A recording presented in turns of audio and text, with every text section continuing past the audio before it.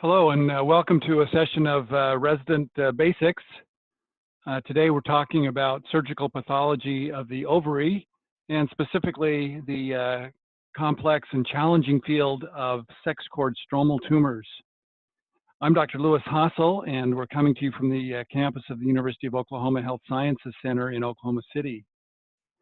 Our objectives with this process are to clarify the basic classification and distinctions between some of the various sex cord stromal neoplasms, the differential diagnostic considerations that become of importance when considering therapies, and then we'll comment briefly on some of the staging and reporting issues as it seems appropriate.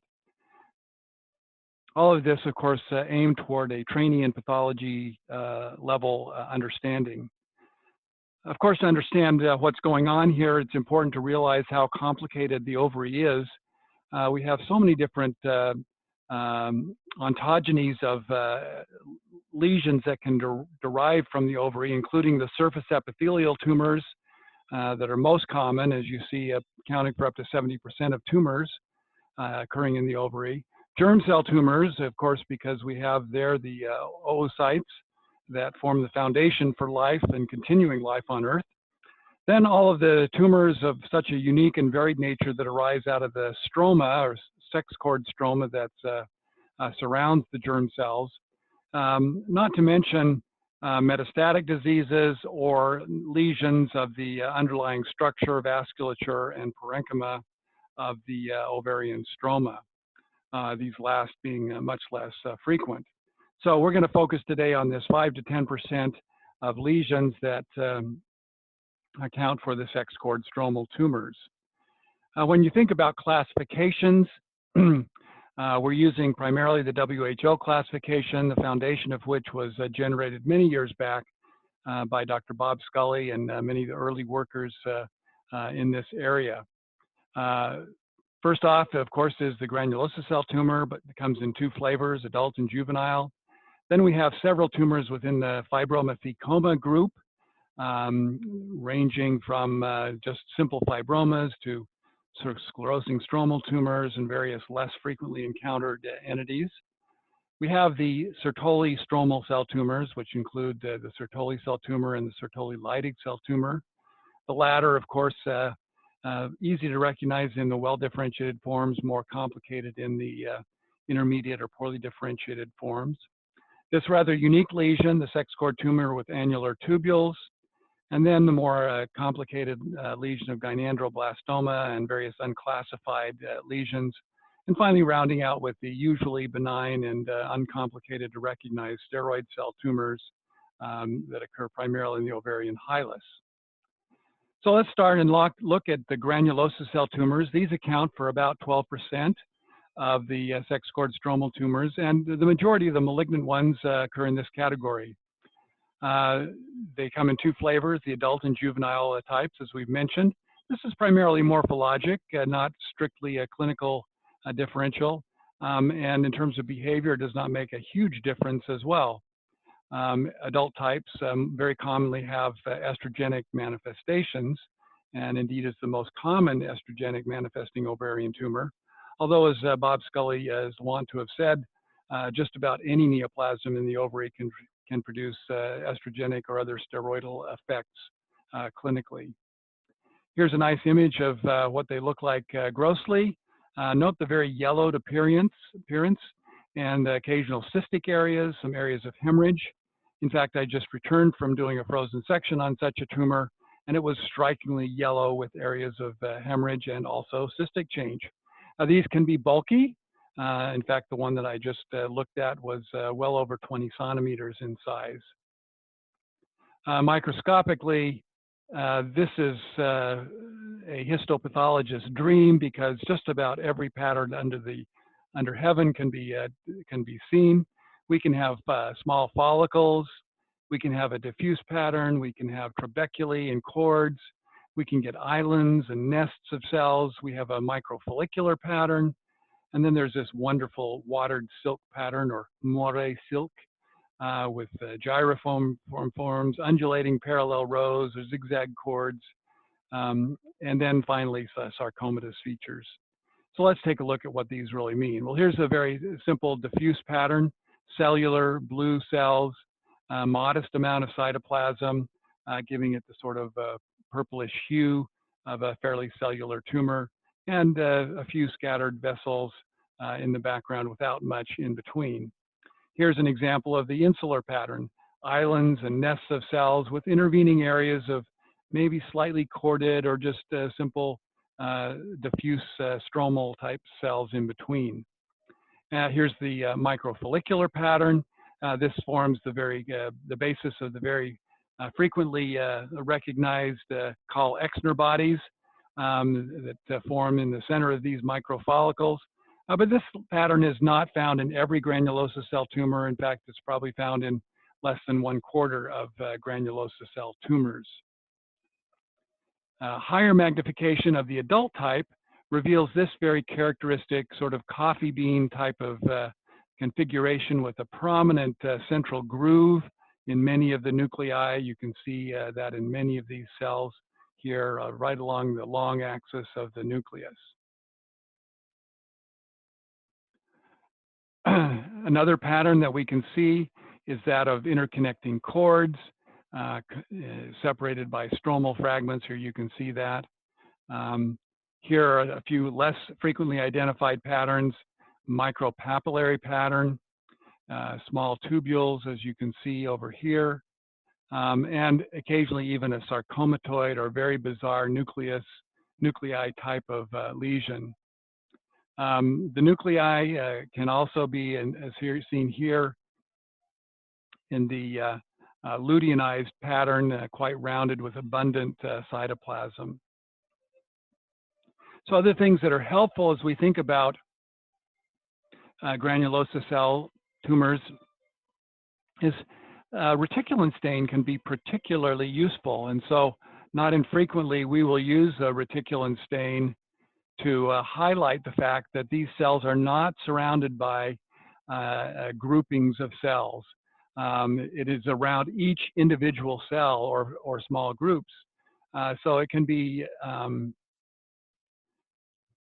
very useful to highlight the architecture which does not resemble that of an epithelial tumor or other lesions that can be seen to have more epithelioid type architecture.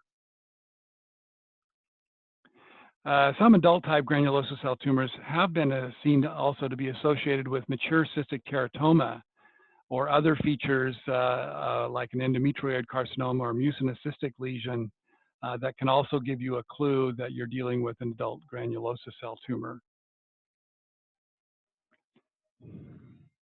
Immunohistochemistry can be useful as well. These are typically positive for the markers of sex cord stromal lesions, including inhibin, calretinin, CD99, steroidogenic factor 1, SF1, and WT1.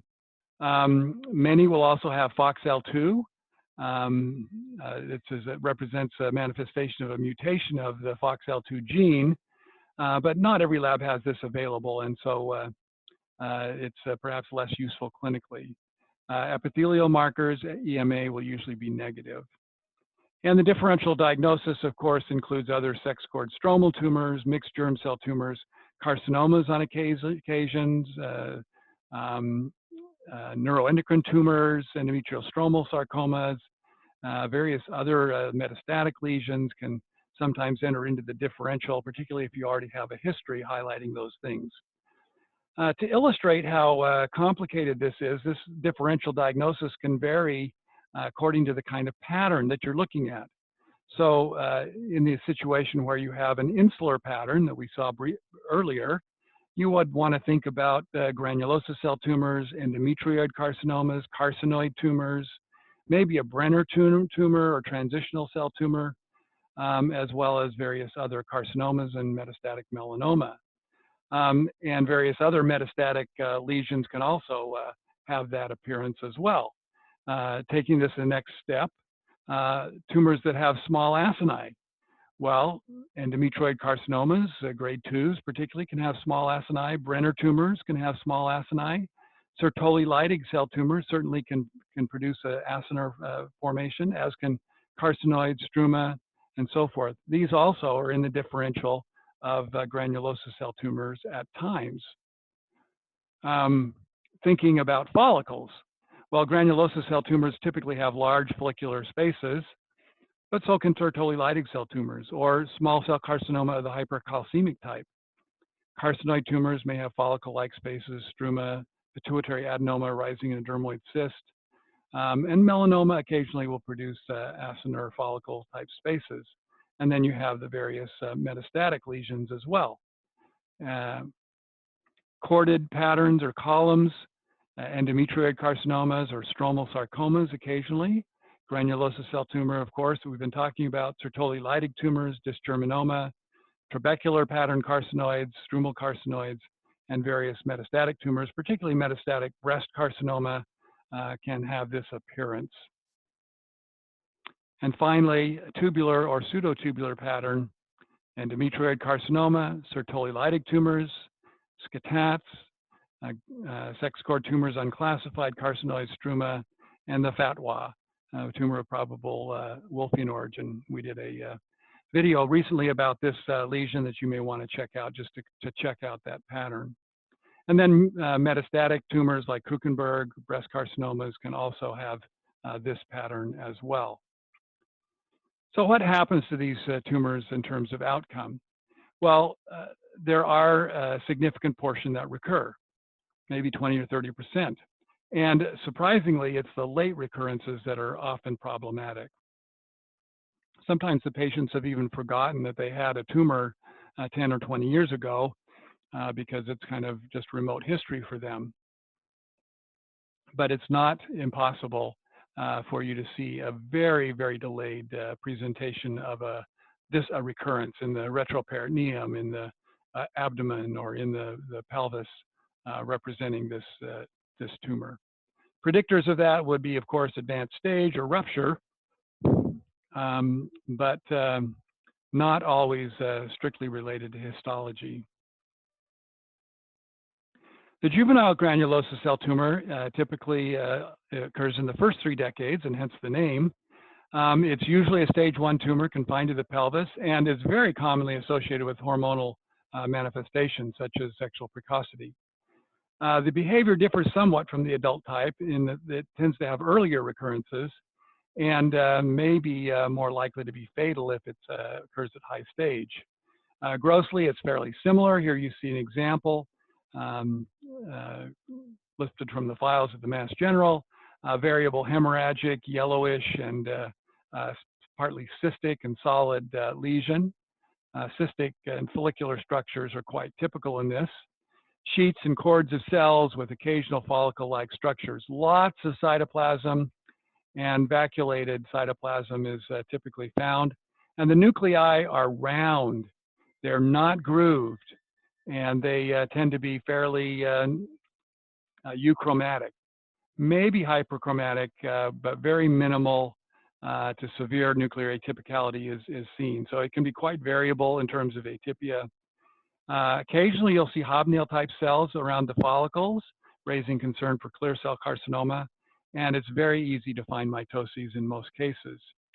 These, as expected, are positive for the stromal markers, inhibin, calretinin, FOXL2, and so forth, but can also have some EMA positivity, which we usually don't associate it with the sex cord tumors. So here's an example. You see these follicular structures in the more diffuse tumor, variable areas of pallor and hyperchromasia.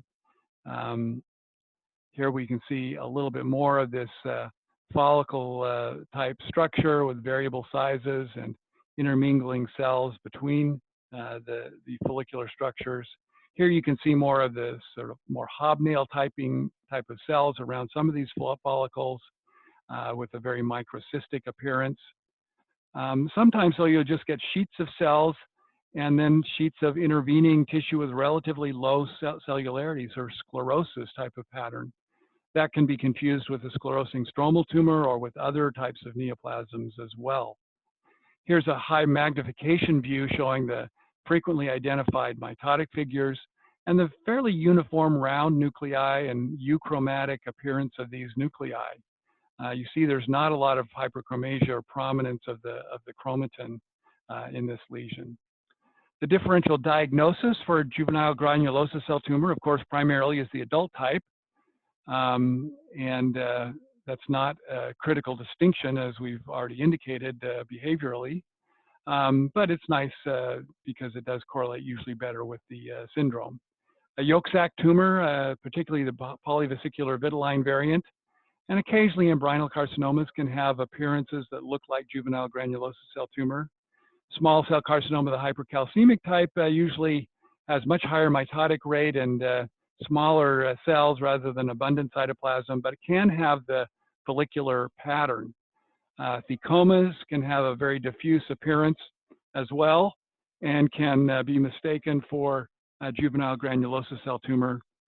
Various other carcinomas, clear cell and steroid cell tumors or pregnancy luteoma, and melanoma occasionally enters into the differential as well. Such a great mimic melanoma is.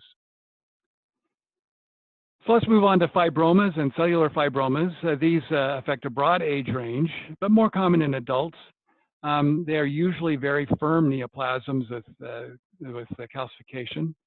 They may be very densely cellular and can have a variability in terms of their appearance because you can occasionally find sex cord elements. These are usually a minor component and thus not forcing one to make a diagnosis of some other sex cord tumor.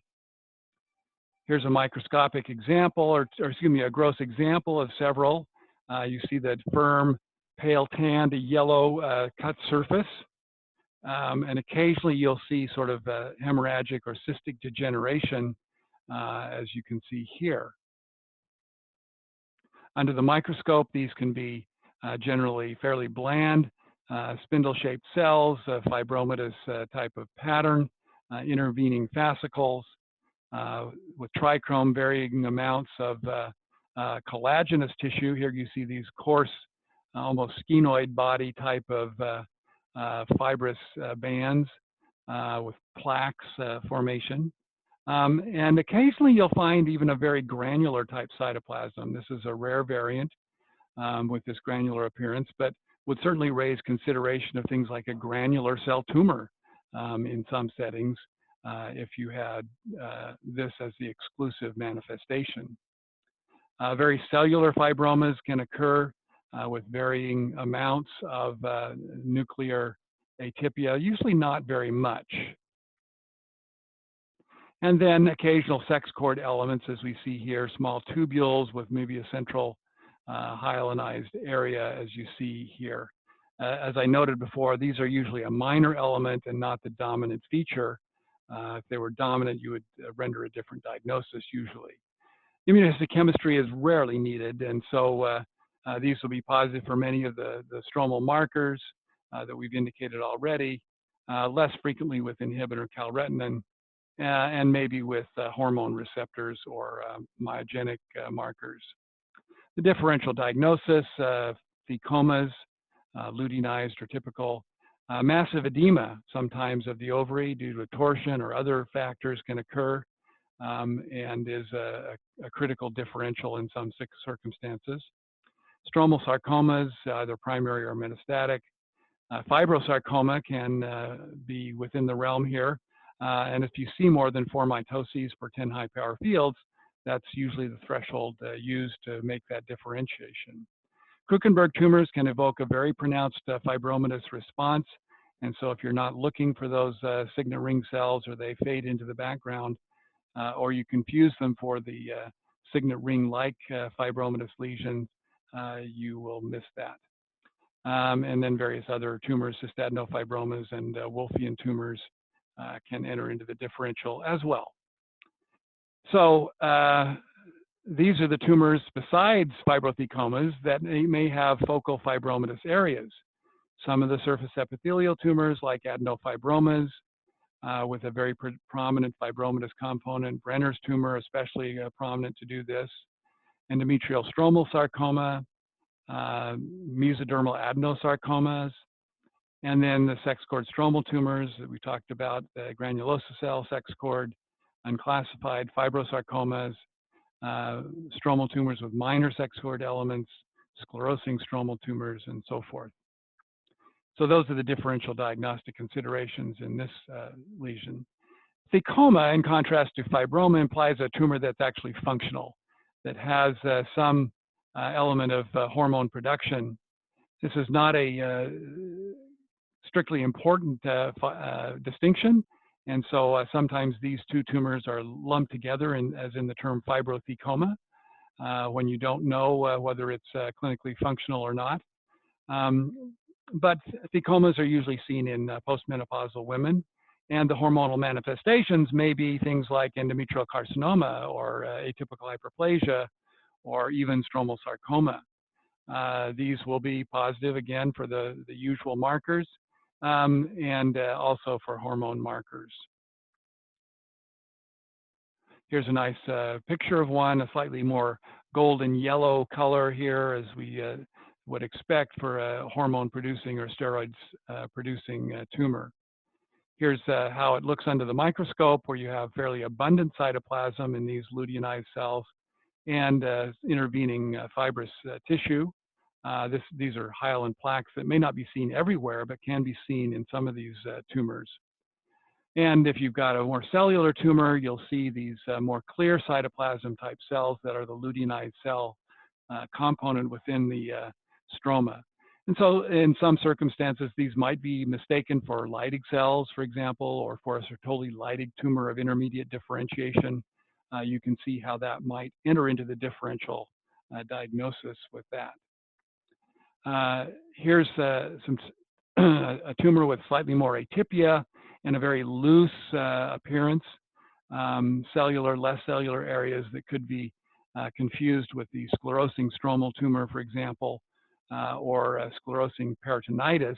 In this case is the presentation that can have this appearance. Fairly uncommon to see that.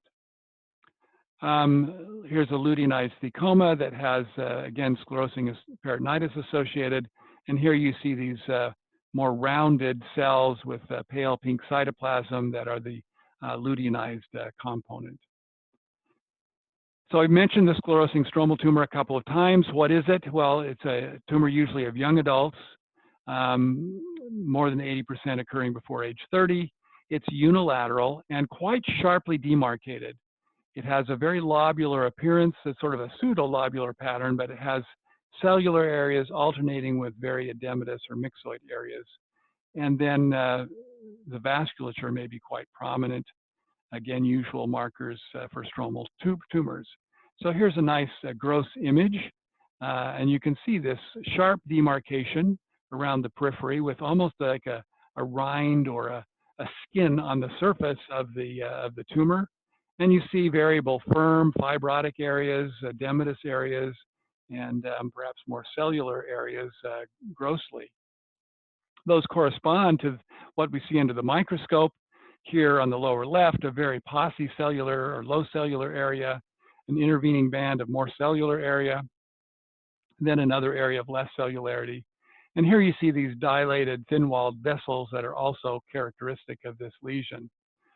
Sometimes in the more typical areas, you can have a gaping vessel type of pattern, sort of a hemangiopericytoma-like appearance in some areas here.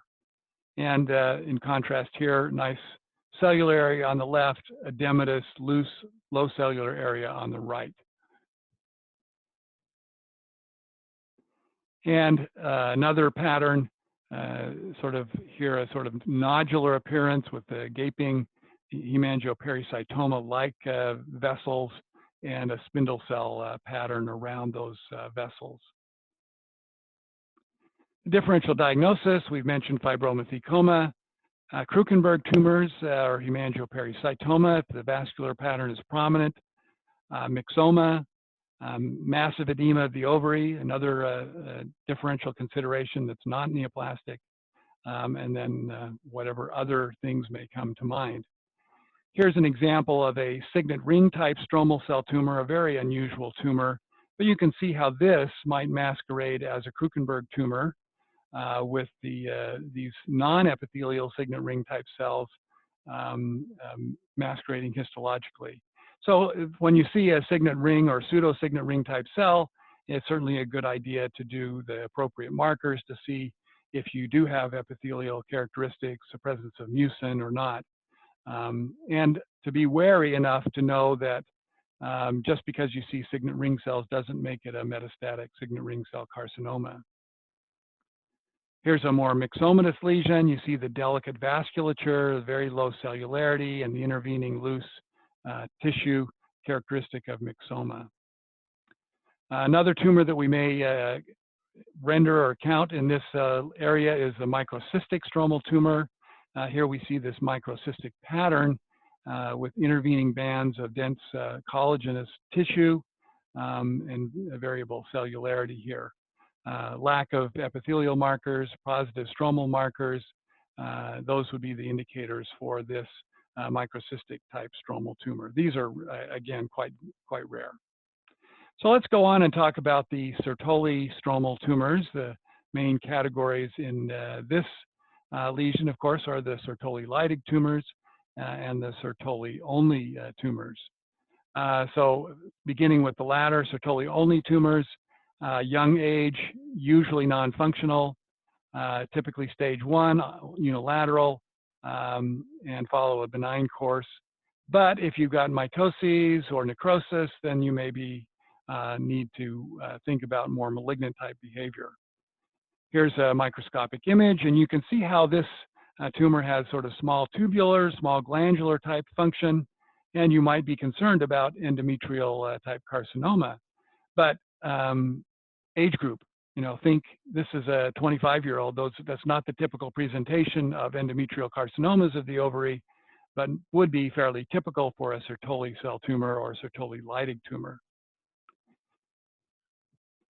The Sertoli-Leidig tumor, again, usually young women, many with hormonal manifestations, and sometimes associated with other tumors. And this category of tumors can have heterologous elements, especially in the more moderately or poorly differentiated variants, which makes them wonderfully fascinating tumors to study microscopically. Here's a nice gross image, again, from the files at Mass General, showing a nice lobulated, fleshy appearance, intervening areas, stromal, loose stromal tissue here, and a fairly sharp margin at the edges. Under the microscope, we can see these pattern of tubules and then intervening stromal cells, which would fill the criteria to be Leidig cells. In this tumor, the trick is, of course, to realize that the stroma is also a component of the tumor and to not focus exclusively on the tubular component. So seeing tubules like this, is it a serous cystadenoma? Is it some other type of epithelial neoplasm?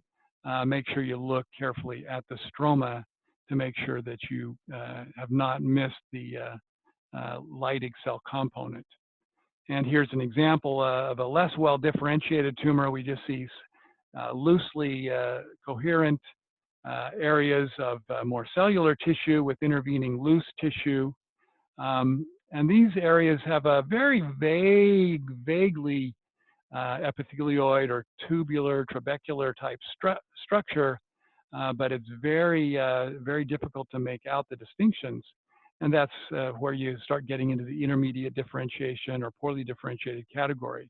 Here at higher magnification, you can just see a vague pattern of slight tubule type formation here in some of these areas. And if you study this at higher magnification, you begin to get the sense of there being some architecture. Here again is a setting where reticulin may be of help to illustrate the microarchitecture for you and highlight the presence of this loose tubular and trabecular pattern. In these lesions, the Leidig cells would typically be in the more loose, less cellular areas, and juxtaposed as they are here with the more poorly differentiated Sertoli cell component. Here's another example showing a very ribbon-like pattern, very thin cords of cells. These are the Sertoli cells. And then you'd want to look in the intervening stroma again to see if you can identify recognizable Leydig cells, maybe a few here, down here, and here. Here's a tumor with a vague tubular type structure, but also the presence of bizarre nuclei. We see that in other tumors, often with hormonal neoplasia of sorts, such as in the thyroid or adrenal, but they can occur also in the Sertoli Leydig cell tumors in the ovary. This is not particularly a diagnostic field, but other areas of the tumor would be. But being aware that this bizarre nuclear atypia can be seen is helpful to you in properly classifying it. We can also see these follicular patterns here in this Sertoli Leydig cell tumor as well. Here sort of resembling thyroid follicles, even with peripheral scalloping of the colloid-like material. And so we can see how in the struma that the Sertoli Leydig cell is in the differential, as is vice versa. Now, a unique variant of the Sertoli Leydig cell tumor is the retiform tumor, which grossly can have a quite remarkable appearance here, like these glass balls, almost varying sizes and shapes and colors. These correspond under the microscope to these very organoid type structures or loose edematous villus-like structures that is one feature of the retiform Sertoli cell tumor, Sertoli Leydig tumor. Here's a more characteristic area showing you these branching tubular and glandular structures, very reminiscent of the Ovary, with these very slit-like spaces. The differential for this lesion might include the female adnexal tumor with probable Wolffian origin, Mullerian remnants, simply other sorts of lesions. So seeing this pattern, especially any extent of this pattern, should make you think of a variety of things, including the Sertoli Leydig cell tumor. Here you see the micropapillae that can also be seen with this pattern, thus raising the differential of serous papillary neoplasms, borderline and otherwise. Now, the important thing about retiform tumors is that they are important to recognize because they do have a more adverse prognosis. Now, some Sertoli Leydig cell tumors, as we've mentioned, can have heterologous elements that may be epithelial in nature, as we see here, sort of a mucinous type of inclusion pattern. And we can also see stromal heterologous elements, such as cartilage and so forth. We'll show you in a minute. Immunohistochemistry, our usual stromal markers, inhibin, MART1, CD56, maybe calretinin and FOXL2. The Sertoli component should stain with WT1, but they will be negative with EMA and cytokeratin 7. The differential diagnosis includes endometrial carcinomas, and you can see how that we've mentioned that differential. Adult granulosa cell tumors that may have a follicular pattern, especially in the more intermediate differentiated lesions that enters into the differential. Krukenberg tumor, we've talked about that. Trabecular carcinoid or struma with this tubular or follicular pattern, and various sarcomas or undifferentiated malignancies, especially in the situations where you have things like heterologous elements. Teratoma in light of the mucinous elements that may be seen. And then primary mucinous tumors sometimes will have just look like they're a primary mucinous tumor, but have an element of a Sertoli Leydig cell tumor somewhere in the wall. I've mentioned papillary serous lesions, yolk sac tumor. This is just an amazing array of differential considerations. And so I've posed here, can you see why it's fun to study these lesions? And there's no doubt this is a very fun area of pathology just because it's so diverse interconnected morphologically with these various tumors. In terms of behavior, the subtype and grade matter. So, for example, we've mentioned that retiform types do poorly. If it ruptures, that's usually not good. Anything that's higher stage will often end badly. But recurrences generally tend to be early, local, and they progress in terms of differentiation. And even to the point that sometimes the recurrences can look almost like a sarcoma. Now, we see this in other tumors as well, so it's not surprising behavior, but it's just something to be aware of, and it's not something you might typically associate with a tumor in a younger person. So here's an example of a sex cord stromal tumor, Sertoli lytic tumor, with an area of heterologous elements, the mucinous elements over here. Here's another example where we have the cartilaginous differentiation in an otherwise diagnostic Sertoli lytic cell tumor. So let's move on to sex cord tumor with annular tubules, or the SCTAT. This is a quite interesting and unique lesion, many of which occur in patients with Peutz-Jeghers syndrome. And often they'll be presenting there as an incidental finding. However, because of that incidence, if you find this tumor in the ovary, then you also need to ask the question, does this patient have Peutz-Jeghers syndrome? Tends to be an early adulthood lesion. And if you don't have Peutz-Jeghers syndrome, may present as a mass. These are usually unilateral in non-Peutz-Jeghers patients, but obviously then may be bilateral in Peutz-Jeghers syndrome. And here's this wonderful characteristic microscopic appearance. You see the peripheral palisade of nuclei, central cleared areas with these annular tubules, each surrounded by its own halo of nuclei, highlighting the tubular structure, and then an intervening complex pattern of variable sizes of these tubular structures. Occasionally, the tubules will calcify, giving you this appearance, and that can, of course, make sectioning more challenging. There is a video that we did on this tumor and of patients with Peutz-Jeghers syndrome, which you're welcome to watch to explore the slides more fully. In terms of behavior, the important thing to realize is there's a strong association with gonatoblastoma, and you need to look for that if you identify one of these lesions.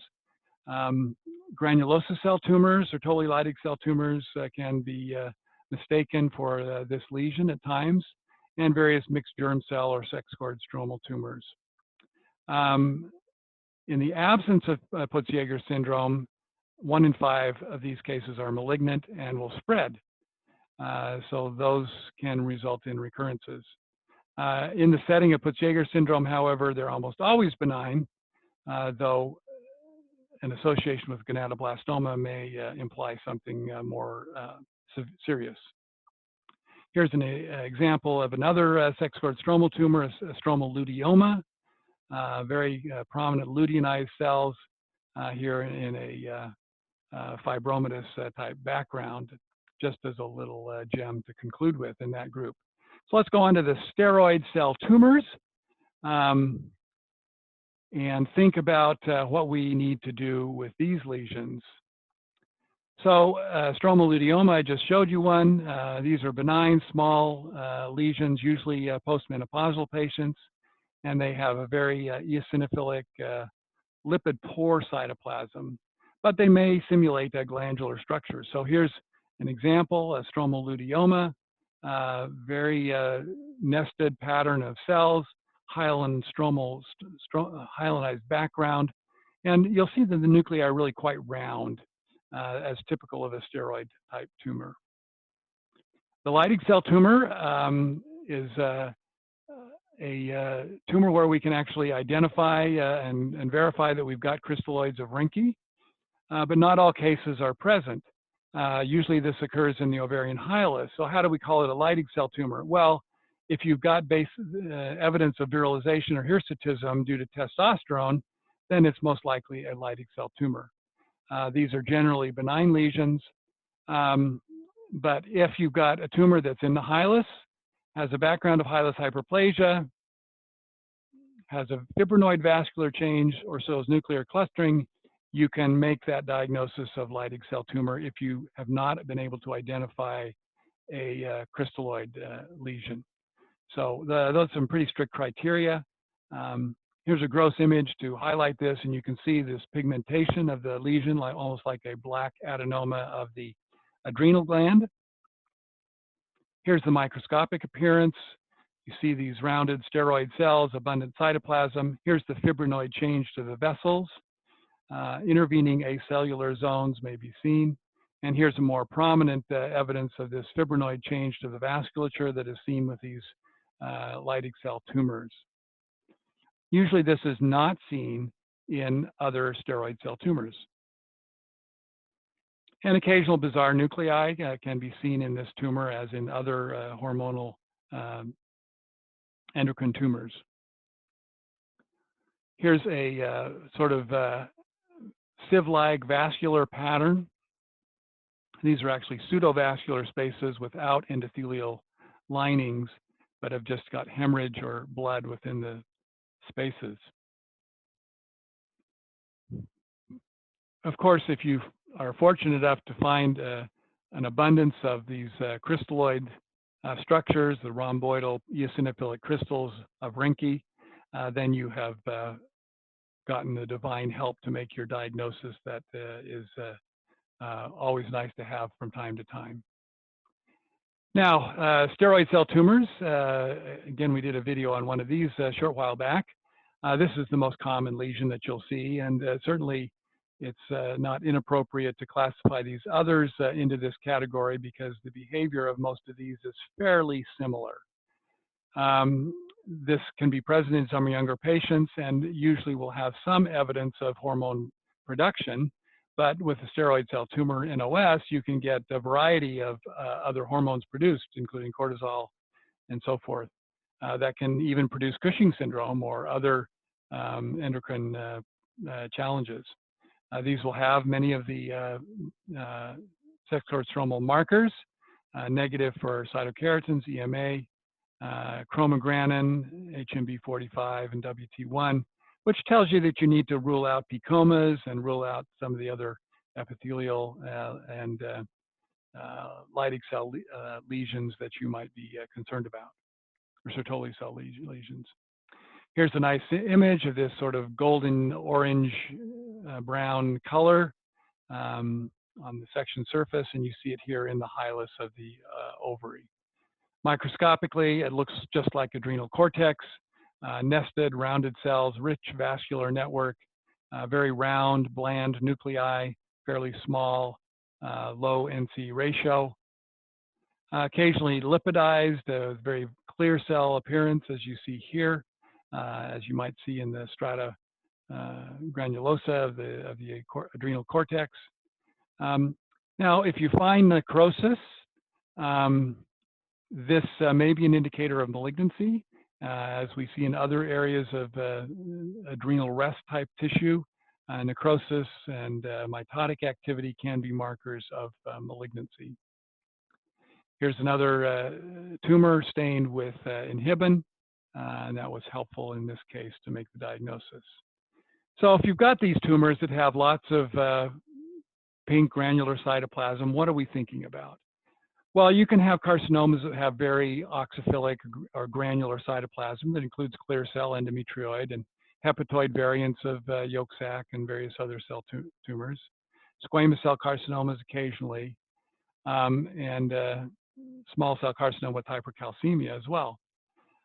Germ cell tumors, especially the hepatoid yolk sac tumor, but apocrine carcinoma, melanomas fit into this category, pituitary-like tumors, luteinized picomas, Sertoli tumors, just a long list of various tumors that can have this oxophilic appearance.